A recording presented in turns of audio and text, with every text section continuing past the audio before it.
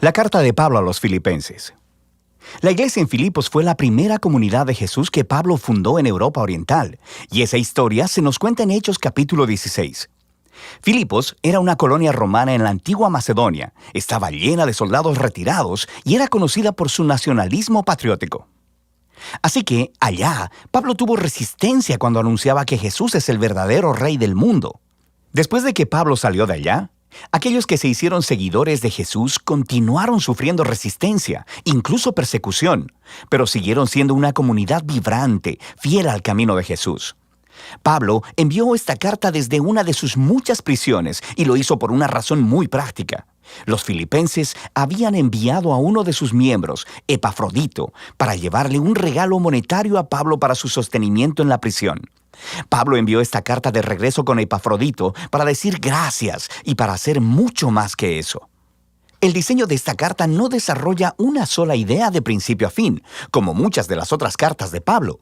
Más bien, Pablo ha reunido una serie de ensayos cortos, reflexivos o bocetos, y todos giran alrededor del centro de gravedad de esta carta, un poema en el capítulo 2. Este recuenta artísticamente la historia de la encarnación del Mesías, su vida, muerte, resurrección y exaltación. Luego, en cada uno de los bocetos, Pablo tomará palabras o ideas claves de ese poema para mostrar que el vivir como cristiano significa ver tu propia historia como una expresión viva de la historia de Jesús. Así que Pablo inicia la carta con una oración de acción de gracias y agradece a Dios por la generosidad de los filipenses por su fidelidad y expresa su confianza de que la obra transformadora que Dios ha empezado en ellos continuará mostrándose en más de esas hermosas expresiones de fidelidad y amor. Y Pablo, luego, se enfoca en la preocupación más obvia de ellos en ese momento, que es su condición en la prisión.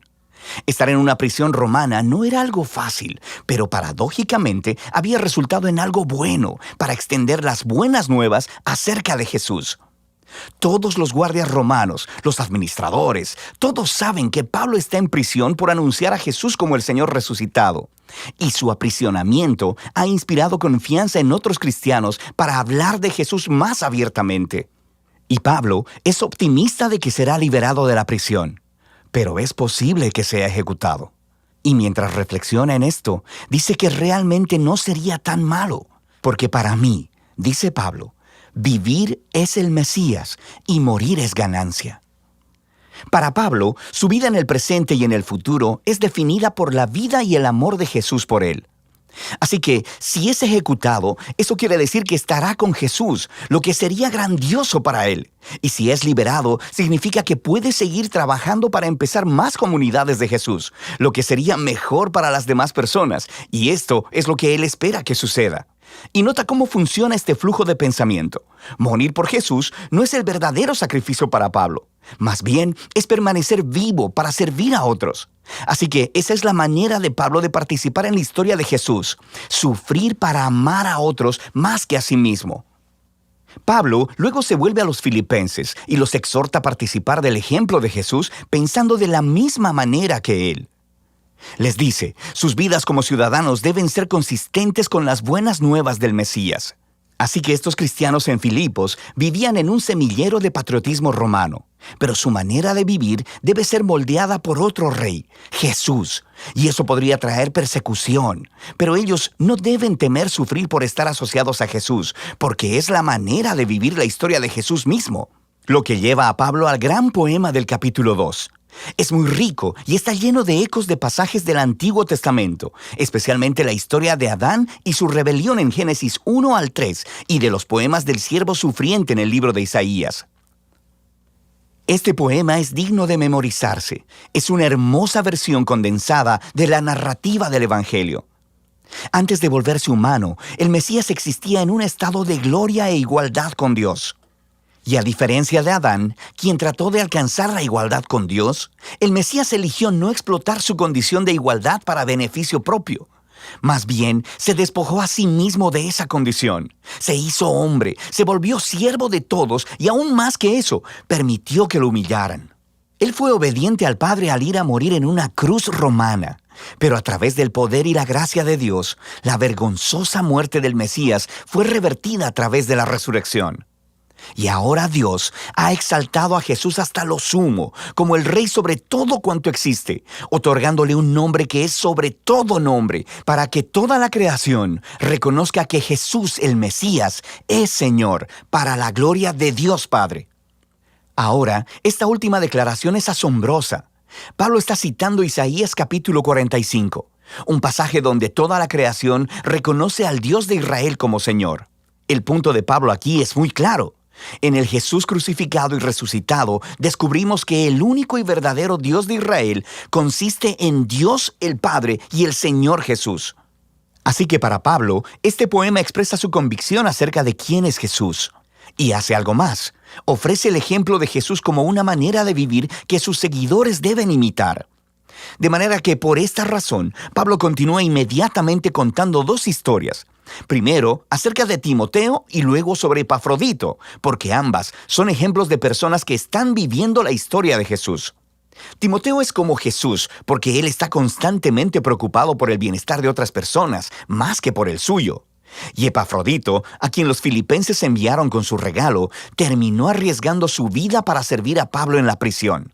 Se enfermó tanto que casi murió tratando de ayudar a Pablo, pero Dios tuvo misericordia de él y de Pablo al librarlo de perder un amigo. El punto de Pablo aquí es que este tipo de personas son ejemplos vivos de la historia de Jesús y son dignos de imitar. Luego, Pablo se vuelve hacia su propia historia como ejemplo. Esos cristianos que habían estado demandando la circuncisión de los cristianos no judíos, recuerda su carta a los Gálatas, todavía están causándole problemas a Pablo. Le siguen recordando de su pasado, cuando solía perseguir a los seguidores de Jesús, cuando intentaba mostrar su rectitud delante de Dios con su celosa obediencia de las leyes de la Torá. Pero al igual que Jesús, Pablo ha desechado todo ese estatus y privilegio. Él considera todo eso como basura, y la palabra que él usa es de hecho mucho menos cortés.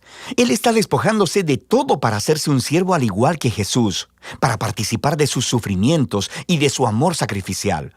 Y hace todo esto esperando que el amor de Cristo lo sostenga hasta la muerte y hasta la resurrección. Así que Pablo dice que para los seguidores de Jesús, su verdadera ciudadanía está en los cielos. Pero para Pablo, esto no significa que debemos estar esperando salir de la tierra e ir al cielo algún día. Más bien, el cielo es el lugar trascendente donde Jesús gobierna como Rey. Y él dice, esperamos ansiosamente que nuestro Rey Salvador venga de ahí y regrese, para traer su reino de justicia sanadora y de amor transformador, para producir una nueva creación. Luego, Pablo reta a los filipenses a seguir viviendo la historia de Jesús. Él primero se dirige a dos mujeres líderes prominentes en la iglesia que trabajaron junto a Pablo, y ellas tienen alguna clase de conflicto. Así que Pablo les ruega que sigan el ejemplo de humildad de Jesús, que se reconcilien y sean unificadas.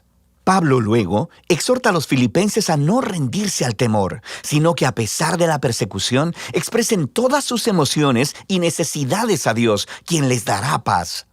Y esa paz, dice Pablo, viene al enfocar sus pensamientos en lo que es bueno, verdadero y amable. Siempre hay algo por lo que podrías quejarte, pero un seguidor de Jesús sabe que todo en la vida es un regalo, y podemos elegir ver la belleza y la gracia en cualquier circunstancia de la vida. Lo que lleva a Pablo a su conclusión. Él agradece una vez más por el regalo sacrificial de los filipenses y quiere que sepan que sus prisiones, sus tiempos de pobreza, no son verdaderas dificultades para él. De hecho, se convirtieron en sus mejores maestros, mostrándole que no importan sus circunstancias. Él ha aprendido el secreto del contentamiento, la simple dependencia en aquel que lo fortalece. Pablo ha llegado a ver su propio sufrimiento como una participación en la historia de Jesús. La carta a los filipenses nos da un vistazo único en el corazón y la mente de Pablo. Él veía su vida entera como una representación de la historia de Jesús.